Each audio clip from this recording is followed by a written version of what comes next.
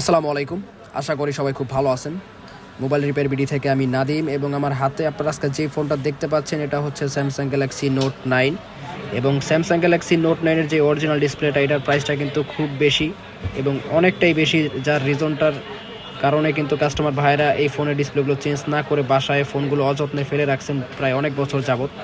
So অযত্নে ফেলে রাখার দিন শেষ। এখন কিন্তু আমরা টিএফটি ডিসপ্লেগুলো দিচ্ছি খুবই কম প্রাইসে এবং মাত্র 7,000 টাকাতে 1 মাসের গ্যারান্টি সহ।